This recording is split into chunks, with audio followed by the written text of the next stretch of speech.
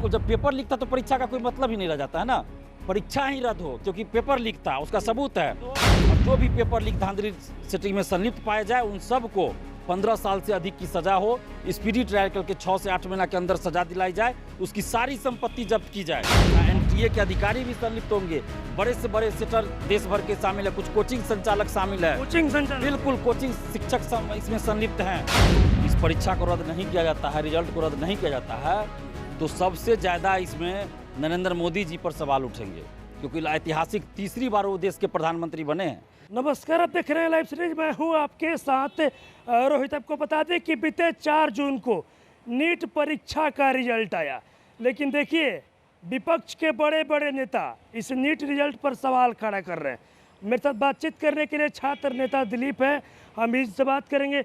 NEET paper पर आप लोग सवाल खड़ा कर रहे हैं। देखिए, रिजल्ट के बाद तो सभी लोग सवाल खड़ा कर रहे हैं, लगभग अधिकतर लोग खड़ा कर रहे हैं, लेकिन इसका पेपर भी लीक था। 5 मई को जो परीक्षा हुई थी नीट यूजी की, तो उसका पेपर भी लीक था। पटना में तो 12-13 लोग गिरफ्तार हुए थे।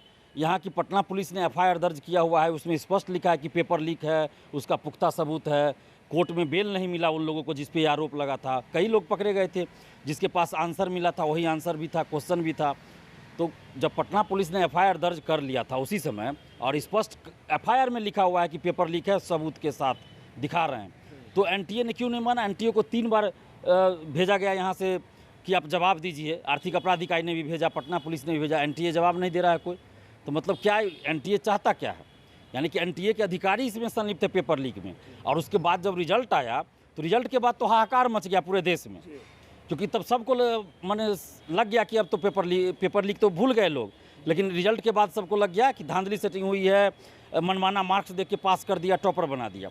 और वो सही बात है, 67 लोग, 67 लोग 120 में 720 में 720 मार्क्स ले आए। सबका सेम नंबर है, सबका सेम नंबर है। अब उसमें भी अब देखिए एम्स में सबका एडमिशन दिल्ली एम्स में नहीं हो पाएगा, उसमें उतना सीट तो है नहीं। और उसके बाद 718 719 नंबर कैसे आया, जबकि एक क्वेश्चन 4 नंबर का है और निगेटिव मार्किंग है। तो ये समझ, अब ग्रेस मार्क की बात कर रही है एनटीए का, कहना हम ग्रेस मार्क दिए। तो भाई किसको दिए आप ग्रेस मार्क, ये तो बताइए आप यानी कि पैसा लेके ग्रेस मार्क दे दिए हैं। और ये पहली बार हुआ है नीट यूजी के इतिहास में कि दोबारा से पोर्टल खोला गया फॉर्म भरने के लिए, जबकि फॉर्म भरने के लिए पोर्टल खोलने की मांग कहीं से भी स्टूडेंट नहीं कर रहे थे। फॉर्म भरने की तिथि समाप्त हो चुकी थी और कुछ दिन के बाद, परीक्षा से ठीक कुछ दिन पहले पोर्टल खोला गया फॉर्म भरने के लिए। तो कहीं ये धांधली सेटिंग की बात तो नहीं है कि कुछ विशेष लोगों से पैसा लेकर उनके लिए स्पेशली तो पोर्टल नहीं खोला गया कि वो लोग फॉर्म भर ले और वैसे लोगों का सिलेक्शन कर दिया। और ये तो एनटीए दिखा रहा है कि 1565 या जो भी हो कि हमने ग्रेस मार्क दिया। क्या पता आपने हज़ारों लोगों को ग्रेस मार्क दिया हो पैसा लेके। तो इस पूरे मामले में एनटीए संदिग्ध है। और हम तो नरेंद्र मोदी जी से आग्रह कर रहे हैं, मांग कर रहे हैं कि देश के 24 लाख युवाओं के साथ न्याय कीजिए और इस पूरे मामले की, पेपर लीक की भी और नीट रिजल्ट के धांधली सेटिंग की भी जांच कीजिए। और जो भी इसमें सम्मिलित पाया जाए उस सब पे कठोर कानूनी कार्रवाई कीजिए। सबसे पहले तो रिजल्ट रद्द हो, परीक्षा भी रद्द हो। क्यों, जब परीक्षा रद्द हो, बिल्कुल, जब पेपर लीक था तो परीक्षा का कोई मतलब ही नहीं रह जाता है ना। परीक्षा ही रद्द हो क्योंकि पेपर लीक था, उसका सबूत है। परीक्षा रद्द हो और जो भी पेपर लीक धांधली सेटिंग में संलिप्त पाया जाए उन सबको 15 साल से अधिक की सजा हो, स्पीडी ट्रायल करके 6 से 8 महीना के अंदर सजा दिलाई जाए, उसकी सारी संपत्ति जब्त की जाए। और कोई अभ्यर्थी ऐसे मामलों में संलिप्त पाए गए हैं तो उसको 7 साल 10 साल के लिए प्रतिबंधित किया जाए, कोई एग्जाम नहीं दे सकता। दिलीप, आप बोल रहे हैं कि पेपर रद्द हो, लेकिन मामला सुप्रीम कोर्ट में पहुंचा था, सुप्रीम कोर्ट ने नकार दिया है। यहाँ तक ये भी बोल दिया है कि काउंसलिंग भी नहीं रोका जाएगा। तब कैसे आप लोग बोल रहे हैं कि पेपर लीक है, धांधली से? देखिए इसमें खेल भी चल रहा है। सुप्रीम कोर्ट में जहाँ तक जाने की बात है तो इसमें बहुत बड़े पैमाने पे सक्रिय है गिरोह सब भी। हम ये नहीं कह रहे कि जितने लोग सुप्रीम कोर्ट गए हैं सब के सब उस गिरोह का सदस्य हैं। कुछ लोग हैं जो ईमानदारी से कोर्ट में गए हैं, लेकिन उनके केस की सुनवाई अभी नहीं हुई है। एक की केस की सुनवाई हुई है, लेकिन वो दूसरा मामला था, वो सिर्फ पेपर लीक को लेकर था। लेकिन रिजल्ट के बाद जो धांधली सेटिंग सामने आई तो उस मामले पे भी कोर्ट में बहुत से लोग गए हैं, तो उसकी सुनवाई अब होनी है। और कुछ लोग जो थे वो आपको मई में ही गए थे सुप्रीम कोर्ट, और उसमें उसने चालाकी क्या किया कि यहाँ के जो पटना के जो एफआईआर की कॉपी थी उसको नहीं लगाया। तो बिना सबूत का आप सुप्रीम कोर्ट में जा रहे हैं तो सबूत, वहाँ तो तर्क चाहिए, सबूत चाहिए, फैक्ट चाहिए, उसके आधार पर ना सुनवाई होगा। तो आपने कुछ फैक्ट रखा, नहीं तर्क नहीं रखा, तो सुप्रीम कोर्ट ने उस पर कुछ आगे नहीं हुआ उसमें। लेकिन अब जो कुछ लोग गए हैं तो हमसे ही एफआईआर की कॉपी मांगे थे, हमने प्रोवाइड किया है। आपने कॉपी दिया था? हाँ, कॉपी दिया है, एफआईआर की कॉपी दिया जो यहाँ दर्ज हुआ था। और वो लोग सुप्रीम कोर्ट में केस किए हुए हैं। तब देखिए सुनवाई होगी, तब हम तो सुप्रीम कोर्ट से भी आग्रह करते हैं कि ऐसे मामलों पे संवेदनशीलता दिखानी चाहिए और जल्द डिसीजन लेना चाहिए ऐसे मामलों पे, क्योंकि सुप्रीम कोर्ट के जज और उनके सगे संबंधी, उनका बेटा बेटी भी कभी ना कभी हॉस्पिटल जाते हैं, डॉक्टर के से इलाज कराने जाते हैं।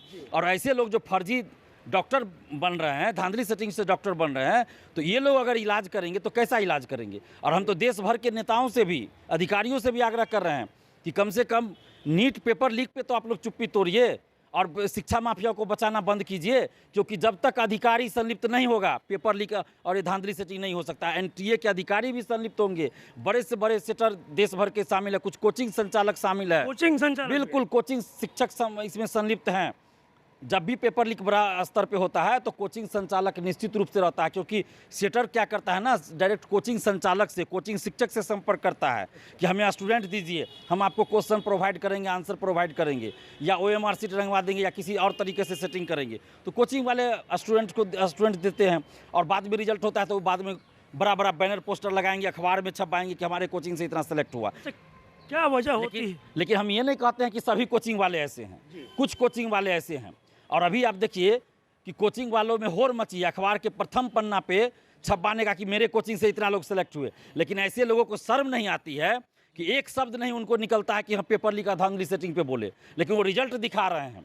स्टूडेंट्स यहाँ मतलब त्राहिमाम मचाए हुए हैं, परेशान हैं, अभिभावक परेशान हैं, लेकिन ये कोचिंग वाले ये फर्जी डाटा देकर, फोटो डालकर कि हमारे कोचिंग से इतना लोग सफल हुए, इतना सफल हुए, अखबार के मेन पन्ना पे विज्ञापन छपवाते हैं। तो ये कितने शर्म की बात है।